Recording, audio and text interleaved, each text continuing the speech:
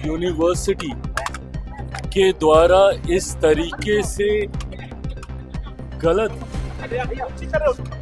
चीज को प्रदर्शित करना और उसकी ओनरशिप लेना, मैं मानता हूँ ये सरासर गलत है। और किसी दूसरे देश की चीज को भारत में जब AI समिट हो रहा उसमें इस तरीके से लाना, मैं समझता हूँ ये चिंता का विषय है। दुनिया के सामने कहीं ना कहीं एक गलत छवि में हमारे देश को प्रस्तुत करने का प्रयास किया गया। उस पर क्या कार्रवाई होगी, मुझे लगता है जल्द इसको भी सरकार तय कर लेगी।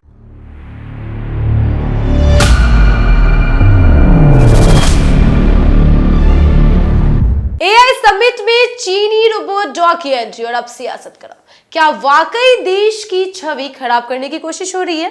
नमस्कार, मेरा नाम है शिखा और आप वॉच न्यूज देख रहे हैं। देखिए, केंद्रीय मंत्री चिराग पासवान ने दे दिया है बड़ा बयान, सरकार करने वाली है बड़ी कार्रवाई।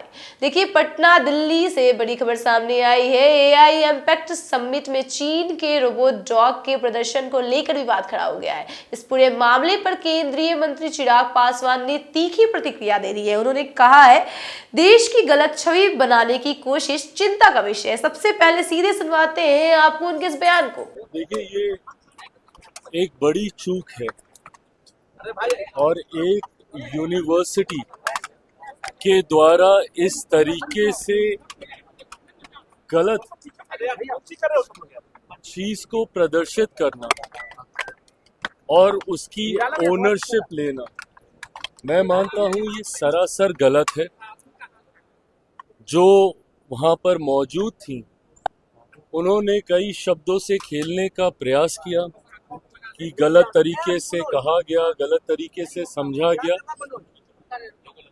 पर एक बाहर किसी दूसरे देश की चीज को भारत में जब AI समिट हो रहा उसमें इस तरीके से लाना, मैं समझता हूँ ये चिंता का विषय है।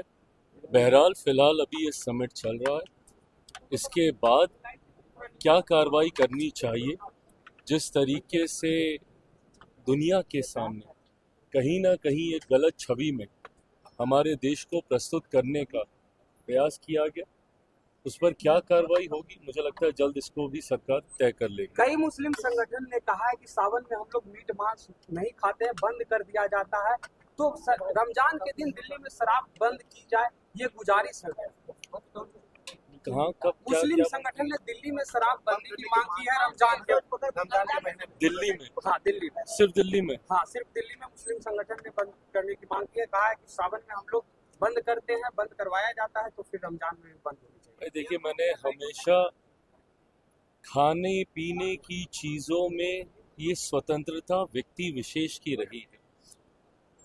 खाद्य प्रसंस्करण मंत्री होने के नाते भी मैं इस बात को कहूंगा कि जो भी आपको खाद्य पदार्थ मिल रहा है उसकी गुणवत्ता सही होनी चाहिए, स्वच्छ होना चाहिए, किसी तरीके की मिलावट नहीं होनी चाहिए। पर कब किस मौसम में क्या मिलेगा नहीं मिलेगा, मुझे लगता है ये व्यक्तिगत स्वतंत्रता का विषय है। कभी अगर किसी मुस्लिम त्योहारों के वक्त अगर इसको बंद करने की बात कही जाती है या हिंदू त्योहारों के वक्त कही जाती है, मेरी पार्टी इस बात का पक्षधर नहीं रही।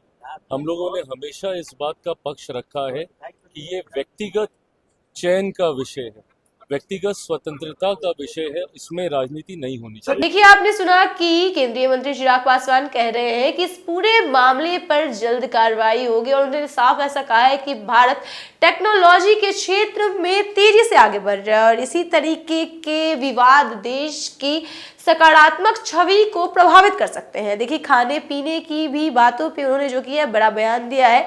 अब चिराग पासवान ने महत्वपूर्ण मुद्दे पर अपनी राय रखी है। उन्होंने कहा है कि खाने पीने की स्वतंत्रता व्यक्ति का निजी अधिकार है और मैं फूड प्रोसेसिंग मंत्री होने के नाते यह कहूंगा कि जो भी खाद्य पदार्थ मिले वो शुद्ध, साफ और बिना मिलावट के होने चाहिए। लेकिन किस मौसम में क्या उपलब्ध है और कौन क्या खाए यह व्यक्तिगत स्वतंत्रता का विषय है। किसी मुसलमान या हिंदी त्योहार के दौरान इसे रोकने की राजनीति नहीं होनी चाहिए। उनके इस बयान को सामाजिक और राजनीतिक हलकों में काफी अहम माना जा रहा है, क्योंकि अक्सर त्योहारों के दौरान खान पीन को लेकर विवाद सामने आते रहते हैं।